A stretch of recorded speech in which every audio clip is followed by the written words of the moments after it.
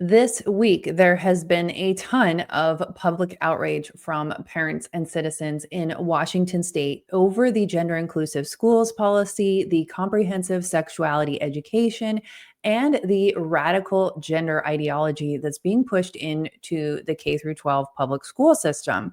In today's video, I'm going to take you back down into the rabbit hole with me. I'm going to connect some dots and show you this huge web of legislation, as I like to call it, that has created these massive indoctrination centers in Washington state, formerly known as public schools. Hey everyone, I'm Julie Barrett and I'm the founder of Conservative Ladies of America. And I wanted to make this video on a topic I addressed yesterday in my live stream, but the live streams don't always reach everybody. So I wanted to be sure to cover this important material in a standalone video because it is very important. And it's one of the things that we see that a lot of parents and citizens don't really understand how all of this has come together over the past several years, that it's not one specific law or policy, and that it is truly impossible to opt your children out of if they are in the public school system. So I want to break this down. Let's start with the viral image that has been circulating on social media and also on news channels across the country. This image was shared originally by Fox News about a gender jamboree lesson for kindergarten students in the state of Washington. I don't know specifically what school this came from, but it is something that we see often if you are a parent in Washington state or you are an activist in Washington state. This is probably not new news to you. And you see this and you're like, yep, this is what they do in Washington state.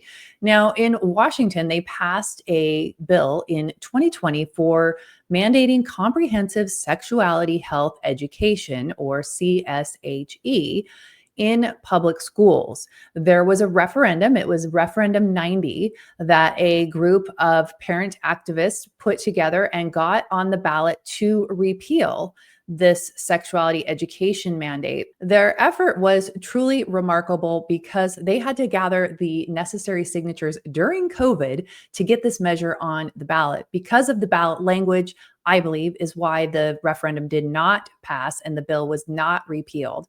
So what happens next is this comprehensive sexuality education is pushed into the public schools in curriculum across the state for kids K through 12, every single grade, in the 2022-2023 school year. Now, I want to mention that not necessarily every teacher is teaching this, because there are a lot of teachers that we hear from that are not on board with this and they simply refuse to teach it. This is not something that we spotlight or that we make public knowledge because we don't want to alert Washington's OSPI, the Office of Superintendent, to come and investigate these teachers or these school districts that may be doing things a little bit differently. But by and large, in most of the school districts in Washington state, they are using the recommended curriculum from OSPI, which is really inappropriate for most school children. Since this law passed, we have made a huge effort at our team at Conservative Ladies of America to educate parents about these laws that are mandated in Washington's K through 12 public schools, so they can make the right choices for their children and their families. Because even though you can opt out of the sexual education, especially with the bill that was passed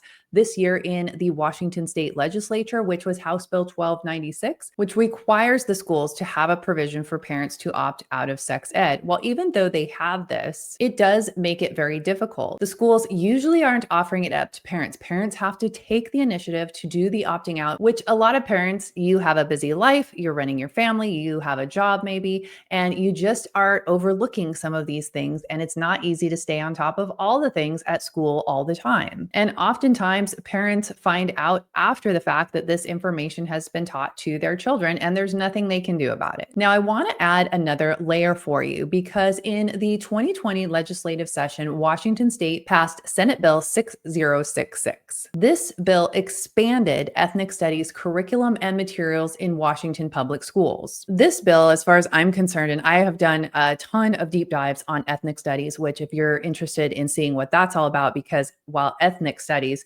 sounds like it's good and it doesn't sound like it's anything problematic, it actually is. And ethnic studies is what they use to push queer theory and gender ideology into the public school systems. When this bill passed in 2020, there were a number of Republicans who voted yes to pass the bill. So, one of the things we often hear is, why are the Democrats doing this to our children? And one of the things we often see in the legislature is that it's not just Democrats that are doing this to the children.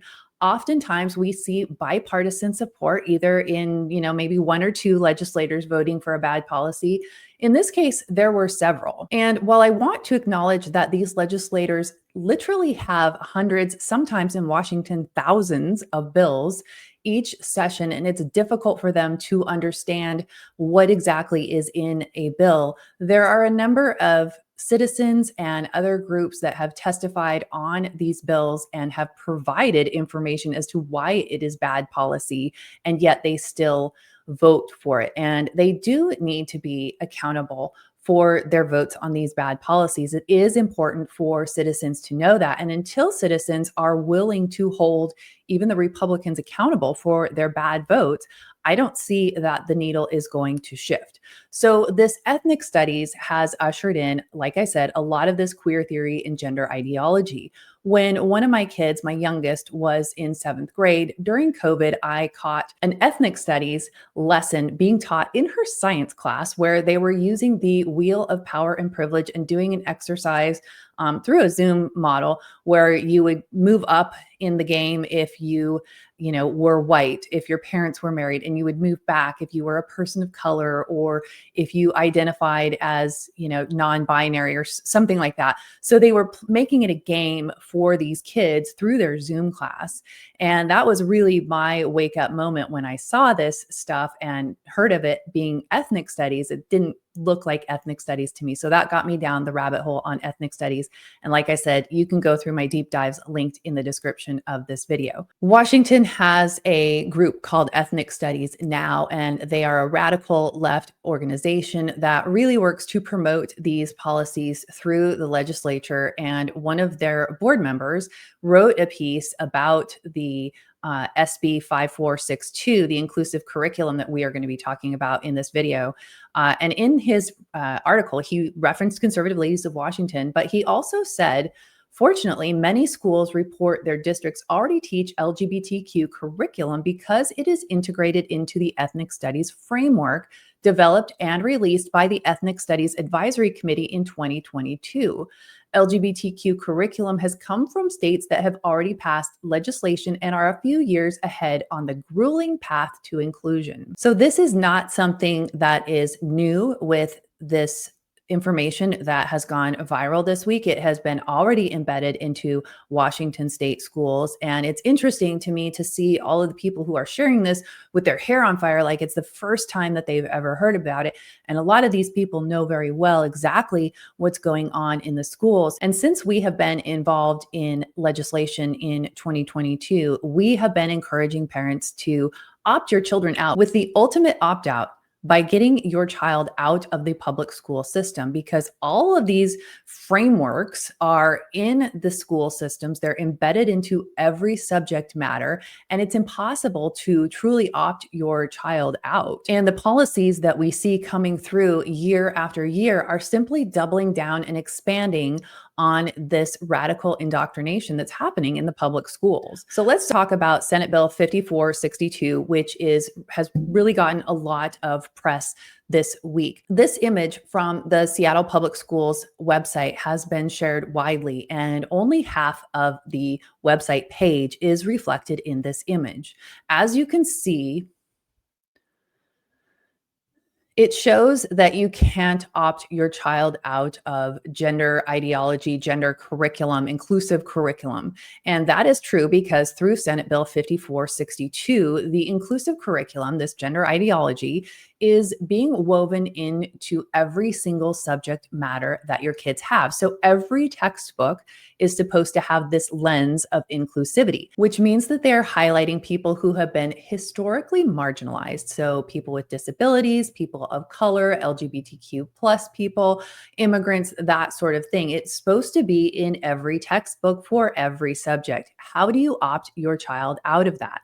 Well, as you see on the whole page, under the flag, it shows that you can opt your child out of sexual education. As I mentioned before, that is part of the 2025 law that was passed in House Bill 1296. But it's important to know that these types of subject matter are implemented throughout every course in your child's day. It's truly embedded and woven into the entire education experience in Washington's public school system. Senate Bill 5462 was passed during the 2024 legislative session, and it is set to take effect on October 1st. The schools have to come in compliance with this law on October 1st. So let's take a look at what the OSPI is requiring from school districts. The materials must reflect diverse identities, even in math, science, and history. As I mentioned, the LGBTQ plus content is required under RCW 43.114.010.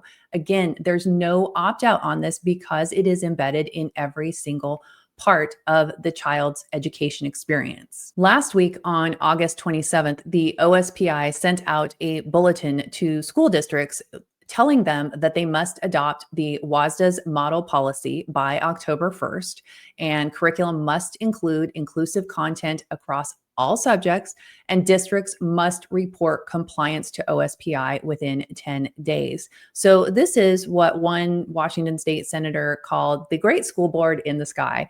And that's truly what is happening here is you have Olympia acting as the school board for every school district in the state. And so in the WSSDA model policies, it cites the RCWs and shows the inclusive materials curriculum, but it's not really as specific and quite as out there as you might expect. It would be easy for someone who didn't know what they were looking for to miss it. The curriculum that is being recommended for this inclusive materials subject matter is being provided by Washington's LGBTQ Commission, which was created by the state legislature in 2019. It was bipartisan in nature. Some Republicans voted for that. The governor appoints people to this commission, and they help come up with curriculum. Another group that is helping come up with curriculum is the Legislative Advisory Youth Council, also called LIAC. And this is a group of teenagers ages 13 to 18 who are instrumental in helping make curriculum recommendations and guidelines for these inclusive materials policy. So those are the people and the groups that you have making the curriculum guidelines for your students in Washington State's public schools. A lot of people are also saying, well, what about the Mahmoud v. Taylor SCOTUS case that just happened back at the end of June, where SCOTUS ruled that schools must give parents an opt-out for any kind of curriculum or lessons that go against their sincerely held beliefs. Well, Senate Bill 5462 is a little bit different because it doesn't specify specific storybooks. The content in the Mahmoud case was specific to storybooks that were being required for these kids to read. Senate Bill 5462 mandates a system-wide curriculum, which is really nearly impossible to opt out of. And it does not rescind an opt-out because unlike the Mahmoud case, there was no opt-out to begin with, which in that particular case, there was an opt-out for parents, and then the school district took that opt-out away. Now, I would say a legal challenge, I'm not a lawyer, but I would say that a legal challenge is possible, but it's definitely going to be an uphill battle because the parents will have to show harm to their children through these policies, and they will have to spend the money and the time and other resources to file the lawsuit and be in that fight. And it will take a long time. And so while we hear a lot of people say, but the courts, well, that is good. And I think the judicial challenge is necessary, but children are only young once. And we as parents and citizens really owe it to our children to pull them out of this madness and really give them a fighting chance. And some people say, well, our children shouldn't just, run away from hard things.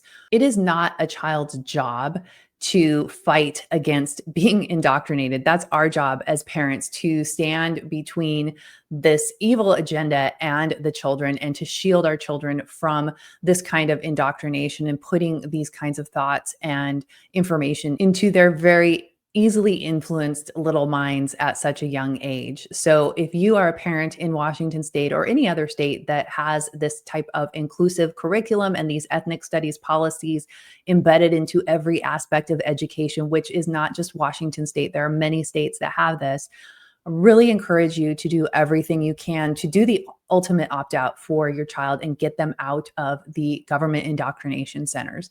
There's a ton of content on all of this stuff that I talked about today. I put out a Substack this morning about it, and I will have all of it linked in the description of the video. So if you would like to go in and dig in for yourself, I encourage you to do that. I also encourage you to read behind the headlines and the clickbait. It's easy for us to get our hair on fire about these issues, but we really need to take a step back, take a deep breath, and really look at the bigger picture so that we can see all the pieces that go into this and that we can do everything possible to protect our children. And this is really why I have been sounding my voice for as long as I have, especially when it comes to legislation, because this is a place where parents can speak up. And we put out so much information on Senate Bill 5462 last year when it was going through the legislature and asking parents to send emails or to sign up to testify against the bill. And it's an easy way for parents to make their voices heard, but we each have to do a part in this fight. We can't expect someone else to do the fighting for us. And there are ways that each of us can fight back, whether it's homeschooling your children or speaking up in these public meetings or just attending and keeping an eye on what's going on. There's something everyone can do. So please do share this information far and wide because this is so important. Even if you don't live in Washington state, it's important for everyone to understand the leftist agenda and how they really inch this along and kind of avoid the spotlight by branding things as ethnic studies, which doesn't sound too bad, or inclusive curriculum. Thanks so much for watching today, and I will see you in the next video.